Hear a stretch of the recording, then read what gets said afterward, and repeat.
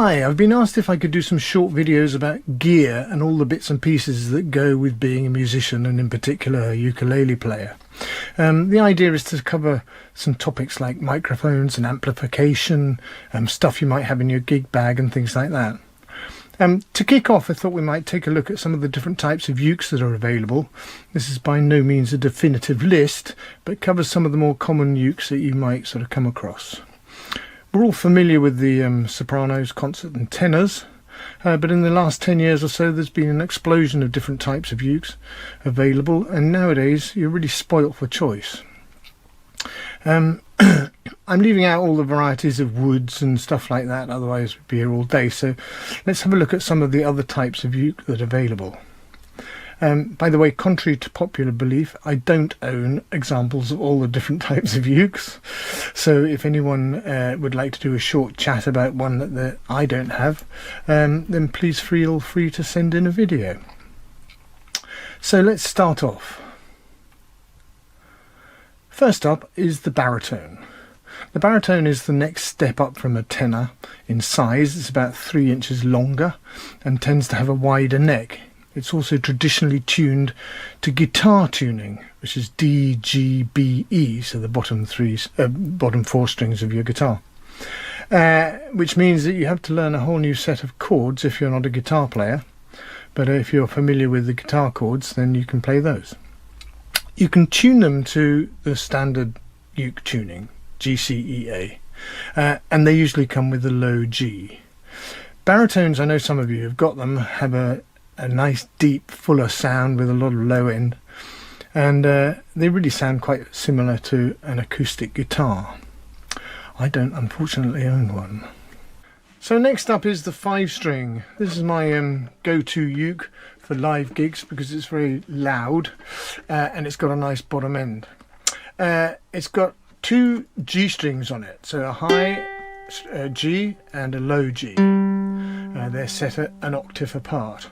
The low G is wire wound. In my case, this tends to be flat. This is a flat wound Fremont string, which I really like. It plays really well. It tends not to break as easily when I'm bashing away at it. I would use this on the online sessions, but it's just too loud, really. To give you an idea, it's got this nice low bass to it.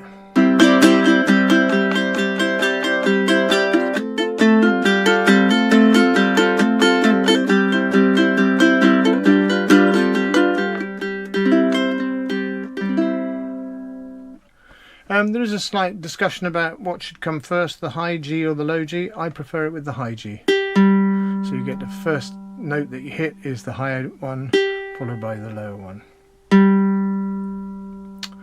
So 5 strings are great, I think, particularly for live work, particularly if you're out playing live. You've got a lot of projection and they sound really great. So that's the 5-string. So next up is the 6-string. I've nicked this picture from World of Ukes up in Cumbria, as I don't have one myself, but I know some of you do have 6 strings. The 6-string is tuned slightly differently. Well, it's not tuned differently, but it has strings in a slightly different place. It has 2 C's and 2 A's. So the tuning is G, C, C, E, A, A. So the C and the A are tuned an octave apart as well. This gives quite a distinctive sound, and there's plenty of volume on a 6-string as well. So it falls somewhere between the two of the 4/5 strings and an 8-string, for example, which is the next one up. So this is my 8-string, also known as a taro patch. They're called that because they were played in the taro fields because they're much louder than the other ukuleles, so they got given the nickname of a taro patch. This is really an illegitimate love child between a mandolin and a ukulele. It's got 8 strings, so we've got the G and the C, which are both tuned an octave apart, and then the E and the A, so the E and the A, which are tuned in unison. And it has a lovely tone to it. It's it's a very sort of mandolin-y type, folky type sound, and of course very loud as well. So why would you want to buy one of these? Well, it's so that you can play Hotel California, of course.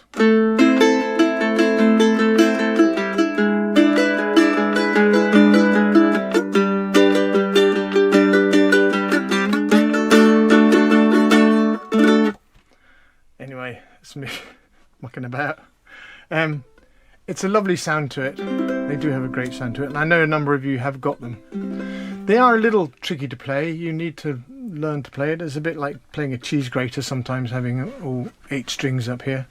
And of course it's a much wider neck up the top here, which suits a lot of people. It actually suits my fingers a lot well, but it's something slightly different to the uke that you would normally be playing. So that's the 8-string. So next up is the banjolele, which of course is a cross between a uke and a banjo. And is best known for being George Formby's instrument of choice. They tend to be quite loud. They require a slightly different strumming technique as well, but they're great fun if you're into the Formby-esque thing, and they're good in live gigs as well because they've got a lot of projection. I don't happen to own one, but here's Andy Eastwood, who does.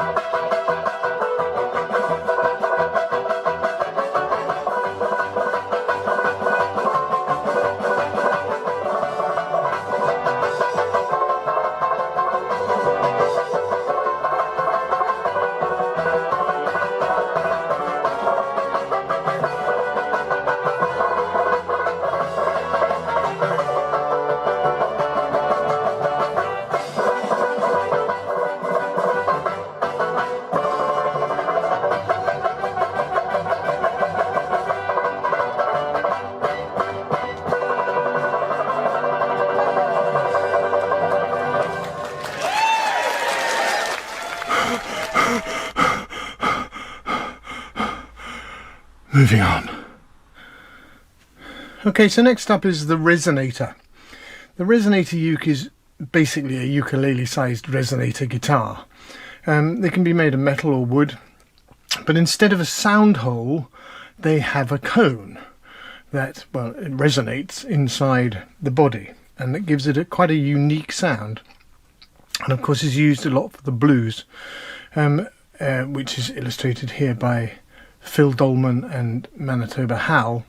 Hal plays a wooden one with the resonator cone set in the middle, but Phil's is an all-metal uke. So just have a look at these. So in your heart, where you got the blues, we all start out with the hope of a brighter day. Start out perfect, that's what they say. We'll all go to heaven one fine day. We'll end up wrapped in the arms of the ones we love.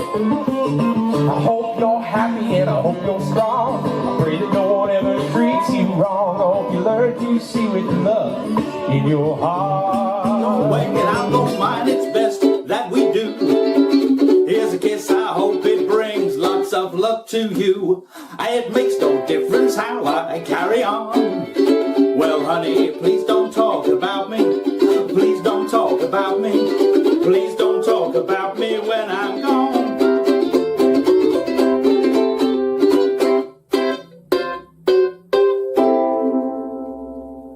And finally, here's a quick look at solid body electric. Many of these are copies of well-known guitars. This is a copy of a Fender Telecaster. This is quite an old one now. They do bigger ones than this and do all sorts of different types, shapes and sizes to copy guitars. They work exactly the same as an electric guitar, really. They've got steel strings. You've got 2 pickups on here, volume controls, pickup selectors and things like that. The good thing about these is actually that you can sit and noodle away and play along with these, play along without disturbing anybody at all. Of course, the other thing you can do is put a set of headphones on and play through the headphones, which is always a good way of doing things, so you don't disturb people. But of course, if you want to really annoy the neighbours, you can turn up the volume and do this.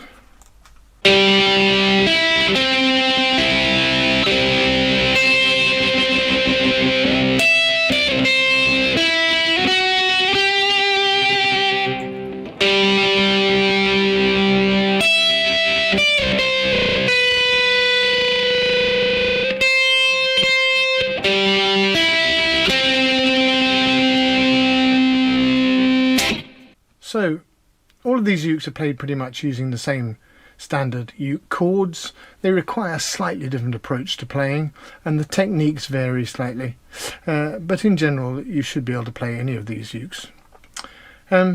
It's not a definitive list by any means. I haven't included things like the plastic ukes or custom built ukes that luthiers make, but there's plenty out there to choose from, so I hope this has been informative and has helped you maybe choose your next uke. See you next time.